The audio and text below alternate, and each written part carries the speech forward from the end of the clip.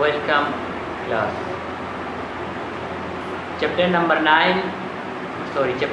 4 9th class topic है हमारा आज का वायरसेस।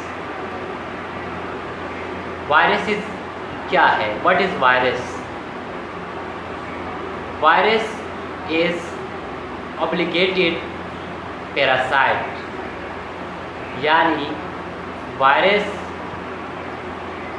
एक ऐसा ऑर्गेनिज़म है जो हमेशा एक होस्ट एनिमल को एक्वायर करता है, यानी होस्ट एनिमल या एक होस्ट प्लांट चाहिए होता है वायरस की लाइफ सर्वाइविंग के लिए।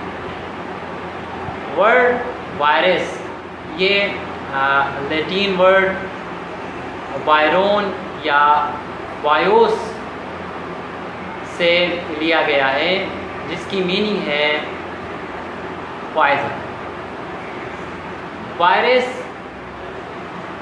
वायरसेस जितने भी हैं वो small unicellular bodies, non unicellular bodies हैं जो ना लिविंग थिंग है और न ही नॉन लिविंग थिंग है। तो लिविंग थिंग इसलिए नहीं है कि इनकी अपनी कोई लाइफ साइकिल नहीं होती, क्योंकि जब ये एटमॉस्फेयर में या एयर में होते हैं तो ये नॉन लिविंग कहलाते हैं। जब किसी होस्ट बॉडी के अंदर दाखिल होते हैं तो फिर ये लिविंग थिंग बन जाते हैं। 18th सेंचुरी तक लोगों को वायरस के बारे में पता नहीं था।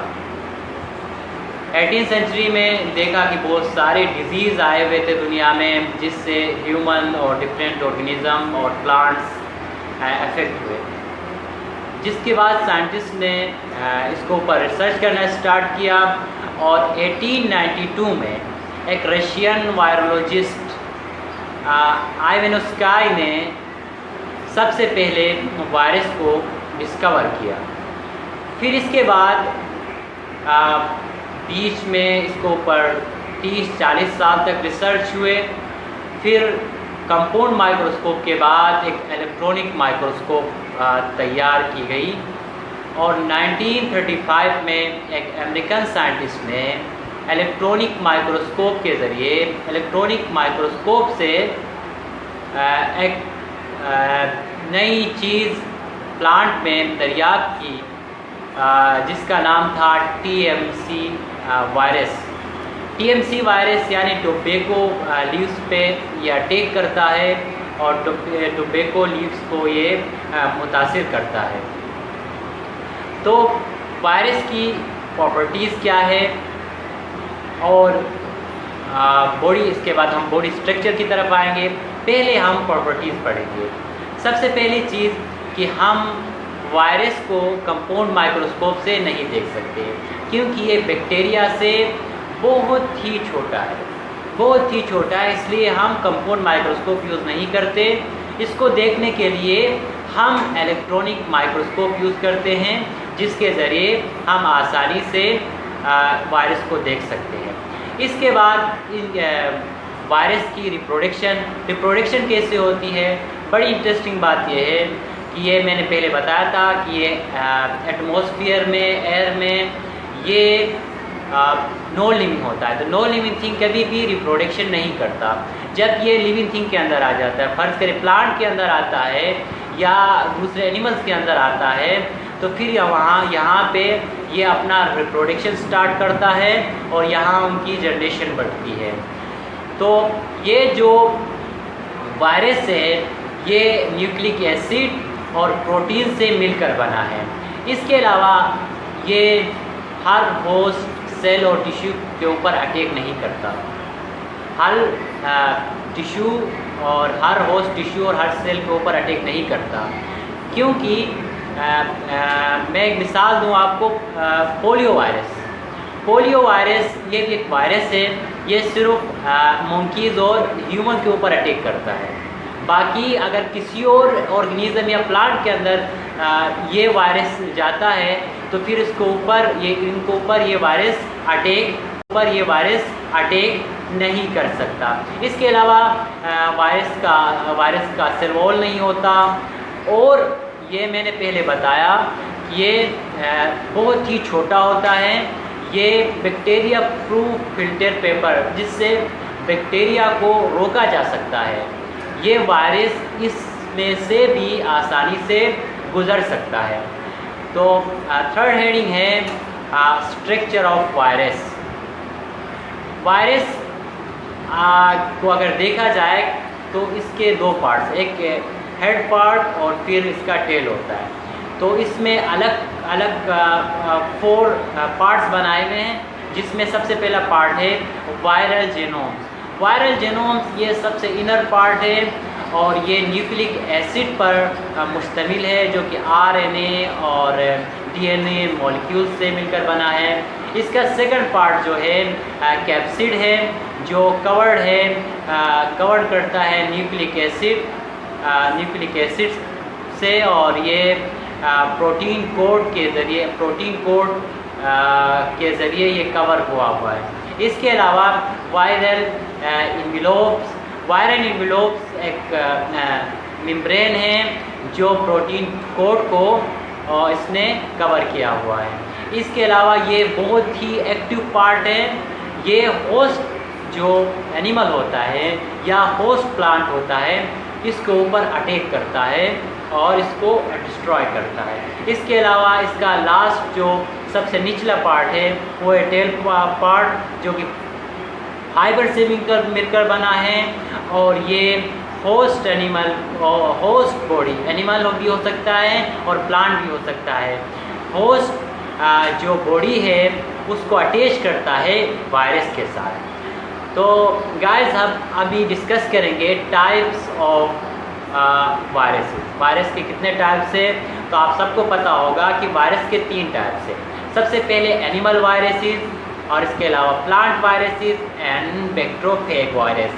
ये 3 टाइप के वायरसेस 3 डिफरेंट चीज़ों के अंदर पाए जाते हैं। सबसे पहले हम डिस्कस करेंगे एनिमल डिजीज़। एनिमल में कौन कौन से ऐसे डिजीज़ है जो वायरस की वजह से एनिमल को लगते हैं। तो सबसे पहले एनिमल्स में बहुत सारे ऐसे वायरल डिजीज़ है जो एनिमल को लगते हैं। तो उनमें पोलियो वायरस है, मम्प्स है, इसके अलावा एड्स है, हेपेटाइटिस है, इन्फ्लुएंज़ा है, और इसके अलावा चिकन पॉक्स है। ये सारे वायरल डिजीज़ हैं। तो हमें कैसे पता चलेगा कि ये फलाना वायरस है, ये एड्स का वायरस है, ये पोलियो वायरस है, ये हेपेटाइटिस वायरस है। तो इसके लिए हम सबसे पहले सिम्पटम्स को देखेंगे, इसके सिम्पटम्स क्या है।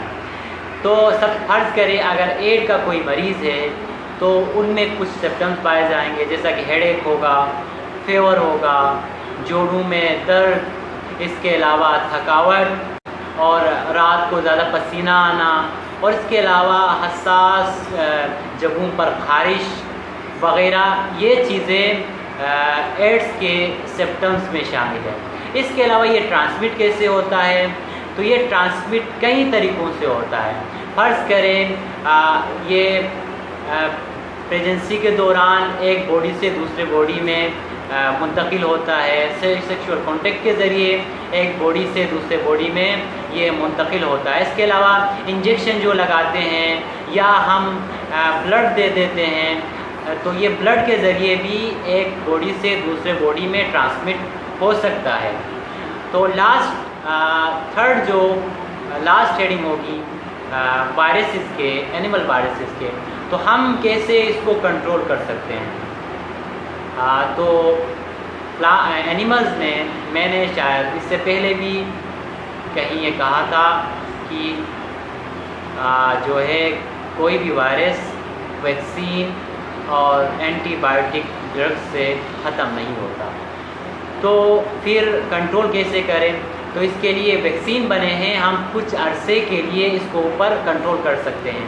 जैसा कि पोलियो वायरस कुछ सालों पहले तक बहुत तेज़ी से पूरी दुनिया में ये वायरस फैल रहा था, स्पेशली जो डेवलप्ड कंट्री है, जो वेस्टर्न कंट्रीज़ है, वहाँ भी ये इस वायरस के ऊपर काबू हासिल किया गया है वैक्सीनेशन के ज़रिए। वो जो कितने जो पिलाते हैं वो पिला के इसको ऊपर काफ़ी हद तक कंट्रोल किया गया है। इसके अलावा एड्स के लिए भी एंटीबायोटिक ड्रग्स बने हैं जिसके ज़रिए हम कंट्रोल कर सकते हैं। कम्प्लीटली कोई भी वायरस ख़त्म नहीं होता। एड्स का जो सबसे एडवांस और सबसे फेमस और सबसे ज़्यादा जो डॉक्टर्स यूज़ करते हैं जो वैक्सीन वो है ART वैक्सीन, जो कि एड्स के मरीज़ों के लिए यूज़ होता है। इसी तरह हर जो क्या कहते हैं हर वायरस के लिए अलग अलग वैक्सीन बने हुए हैं, जैसा कि मम्स के वैक्सीन MMR वैक्सीन जो कि बच्चों में ये वायरस ज़्यादा लगता है उनके लिए ये वैक्सीन बना है। इसके अलावा हम फिफ्थ हेडिंग की तरफ आएंगे, वो है प्लांट्स वायरसेस। एनिमल की तरह प्लांट्स को भी कुछ वायरसेस अटैक करते हैं। प्लांट्स को भी कुछ वायरसेस लगते हैं, जैसा कि सबसे फेमस जो प्लांट वायरस है वो है MTR वायरस। MTR वायरस एक ऐसा वायरस है जो प्लांट के लीव्स पर अटैक करता है और फिर येलो पीचेस आते हैं। फिर इसके अलावा ये प्लांट्स अपने जो सराउंडिंग में जो क्रॉस पाए जाते हैं इनकी वजह से वो क्रॉस भी तबाह हो जाते हैं। फिर इसके अलावा ये ट्रांसमिट कैसे होता है, तो ये मैं आपको बताता चलूँ कि एग्रीकल्चर टूल्स हैं उनके ज़रिए ये एक जगह से या एक प्लांट से दूसरे प्लांट में ये मुंतकिल होता है। इसके अलावा वहाँ जो वर्कर्स होते हैं जो काम करते हैं उनके ज़रिए ये वायरस एक जगह से दूसरे जगह शिफ्ट हो सकता है। और इसके अलावा हम प्लांट शिफ्टिंग करते हैं, जैसा कि कटिंग के लिए या एक जगह से हम प्लांट उठा के दूसरी जगह लगाते हैं, तो इसके ज़रिए से भी वायरस एक जगह से दूसरी जगह ट्रांसमिट होता है। तो कंट्रोल कैसे करें, तो अभी तक MTR वायरस के लिए कोई भी वैक्सीन सही वैक्सीन या एंटीबायोटिक ड्रग नहीं बना है।